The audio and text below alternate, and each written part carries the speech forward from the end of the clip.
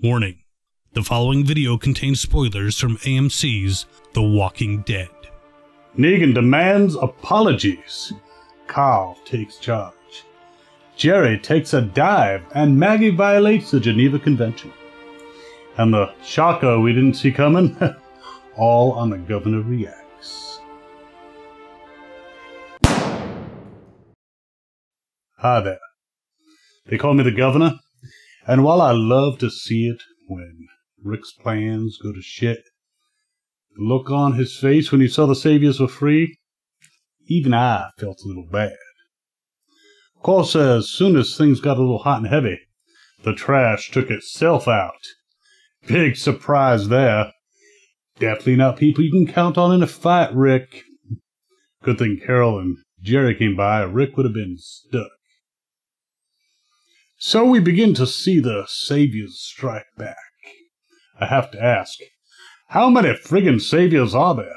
Because despite having all their outposts wiped out, plus whatever losses they suffered when Daryl let the biters in, they still have enough to leave some guards of the sanctuary, invade the kingdom, attack Alexandria, and ambush Maggie and her forces. It doesn't add up. And taking tribute from 3 settlements can't support all those people. So either there are more settlements out there, or the writers can't do math. So what kind of security does the kingdom have anyway? Jerry and Carol leave and the Saviors can just stroll in? At least the danger to his people got Ezekiel off his ass. He sacrificed himself to save his people. Yet he smiles. So Aaron and Enid visit Oceanside. Of course, it's polite to bring a gift when calling socially on someone in the South. So they pick up a bottle, or 1,000. Not sure why they just waited for someone to come out to them. That's when misunderstandings happen. Hey Aaron, are you regretting letting Enid keep a gun yet? Speaking of regrets, Eugene continues his journey into becoming a functioning alcoholic. But with all his struggles, he decides he should have listened to Father Gabriel in the first place. Leave it to him to give a guy explosive diarrhea to get him out of the way. Eugene isn't really about subtlety. But really, he should have had this change of heart maybe before helping the Saviors get out. So Maggie and Jesus get a little show from the Saviors on the road. You know, they just sit there and watch instead of immediately attacking. The folks in the back weren't told that if they stop unexpectedly, maybe guard the rear. This is one polite war. The hillside gets a slap on the wrist and say growing food. But it seems rather dumb that the Saviors just allow them to turn around and go home. And what happened to Jerry? Did they let Maggie take him, or do they plan on hauling him around in a U-Haul all day so he can do his little tumbling routine on the road? That Maggie is ruthless. Saviors took one of hers, she kills one of theirs. An eye for an eye. I don't know that I'm very comfortable with that saying, but come to think of it. And I'm not sure if Negan really cares about his 38 people, since he can apparently get more just by snapping his fingers. You know, for all the people Negan lost, he seems reluctant to kill his enemies. He even didn't kill the lookout at Alexandria. Did he really think they'd just let him in? Not with Carl in charge. The boy's facing down Negan, getting everyone to safety. And he's like Batman, disappears in the smoke. Somehow he got into the sewer and closed the grate super fast and very quietly. Maybe superpowers? On a side note, Dwight demonstrates his loyalty to Rick's cause. Oh boy, Negan's not going to be very happy. My heart bleeds. So Rick is too late, as usual, and then he goes to its own house. Seems kind of dumb, since Negan knows where he lives. Not very good at clearing rooms.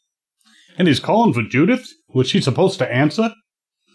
So this proves that, unless he's punching alcoholic wife beaters, Rick really sucks at fighting. I beat him up, and I would have killed him if it weren't for that backstab of Michonne. Rick hits people, then he waits to kind of see what damage he did.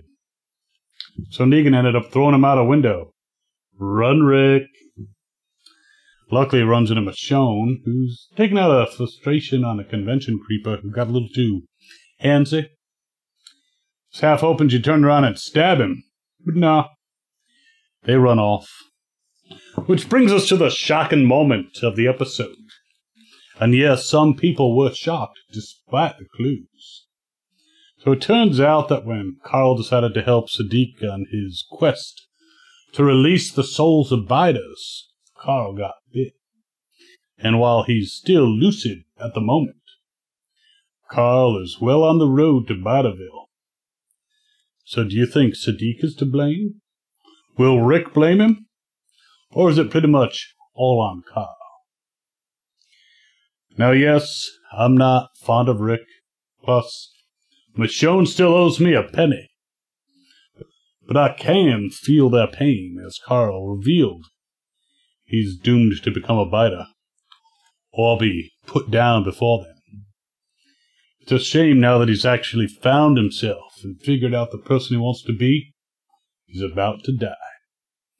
You know, a straitjacket in the closet worked for me. Oh, but not with Michonne around. Also, with Carl on his way out, this shows that the visions of the future that Rick had early in the season, they were not true depictions of what's to come. Since Carl was there, it must have been more like a daydream or a hallucination.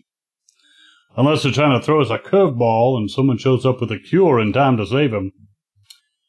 Though the way the actor has cut his hair and is moving on to other projects, very unlikely. This is a large departure from the comics. Now generally, I don't mind when they go in a little bit of a different direction than the comics, especially considering what happened to the comic book version of me. Now, this may be a deviation, but maybe it will shake up the show. So I've been saying, this show is getting into the same thing over and over again area. Maybe between this and the helicopter, events will move in a new direction. So we have questions that won't be answered until February, if then. Like, where's Jerry? What's going to happen to Enid? What is the story of the helicopter? And where the hell is Heath? I would be interested in hearing your thoughts. Is the show doing a good thing or bad by diverging yet again from the source material? Did they make the right decision to kill off Carl? Are you anxious to see the rest of the season?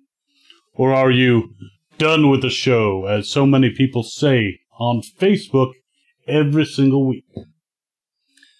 Leave those comments below. There won't be reactions episodes until the end of February when it starts up again. But we will have another special coming within the week. Plus, other videos you might like. Check out some linked at the end. Happy holidays, Governor out. Thank you so much for watching this video. Here's a couple more I think you might enjoy. And don't forget to subscribe. Remember, those who subscribe survive.